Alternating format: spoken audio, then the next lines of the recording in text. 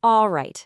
Today we're jumping into a short but honestly a really potent text from 1939. It's called At Your Command by Neville Goddard, and it makes this wild claim that the power to shape your entire world isn't somewhere out there, it's actually the very core of who you are.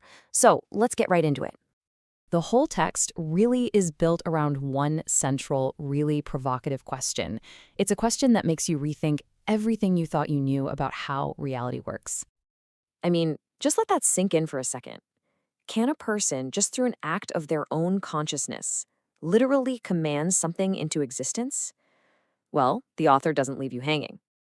But here's the kicker. The text says this isn't some kind of magic trick or wishful thinking. Nope. It's a fundamental, unbreakable principle of reality, and it argues that you have always been decreeing things into your life, whether you realized it or not. Now, this is a crucial point. We're not talking about chanting affirmations or just saying things out loud.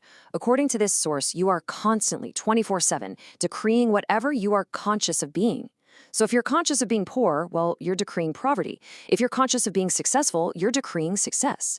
The real command happens inside, in the state you occupy. So, to really get this whole idea of decreeing, the text says we first have to totally blow up our old ideas about the word God. It is a massive shift in perspective, and it's essential for what comes next. And here it is, the core paradigm shift. We have to move away from this idea of an external God that you pray to for things, and instead start to see that the creative power, the first cause of everything, is your very own consciousness. The source gives this power a name. I am.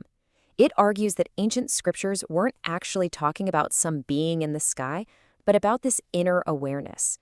You know, when you read phrases like, I am the way, or be still and know that I am God, the text claims this is pointing directly to the power of your own consciousness. Now, this is a line that trips a lot of people up, but the text gives it a really clear psychological meaning. The Father, that's your limitless, formless consciousness, your I am. And the Son, or the I, that's your current idea of yourself, your name, your job, your limitations. Your awareness is always greater than the specific state you're in, but they are still fundamentally one and the same thing. So if God is actually your own consciousness, what does that do to the idea of prayer? Well, according to this text, it changes absolutely everything. Think about it. The text argues that praying for something automatically implies you don't have it. By feeling that lack and begging some outside force, you're actually just reinforcing the consciousness of lacking it, which just decrees more lack. Instead, prayer becomes the act of claiming a new state of being. It's an internal takeover, not an external request. I love this analogy. Your outer world, your job, your relationships, your bank account, that's just the reflection. Your consciousness is the person looking in the mirror. Trying to change the world by force without changing your inner state, it's as useless as trying to change your reflection by smashing the mirror. You have to change first. Okay, so we've got the what and the why. Now let's get into the practical side, the how. The text lays out a very specific method for actually doing this consciously.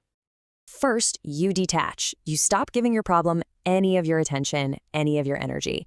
Second, you just enter a state of pure being, just feeling I am with nothing attached to it. Third, from that formless state, you assume the feeling that your wish is already a done deal, and the key is to feel it. And finally, you stay in that new feeling. You remain faithful to it until it feels totally natural.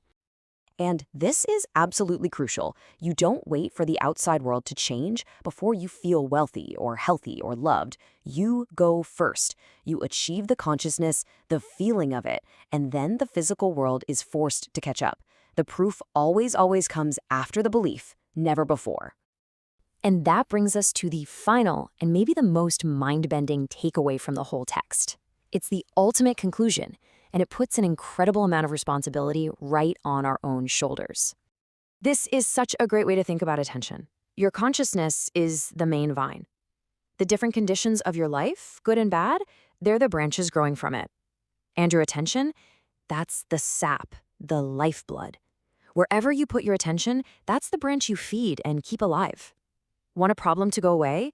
You have to withdraw your attention from it and starve it.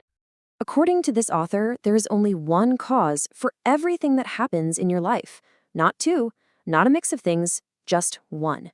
And that single cause is your state of consciousness. And this is really the mic drop moment of the whole thing.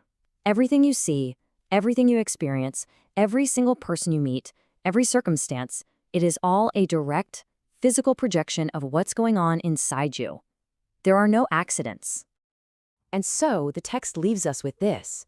It takes that famous biblical question and turns it right back on us. It's not asking what you believe about someone from 2,000 years ago. It's asking you right now. What is your concept of yourself? Who do you truly believe yourself to be? Because according to this principle, your answer to that question is the one and only creative power shaping your entire world.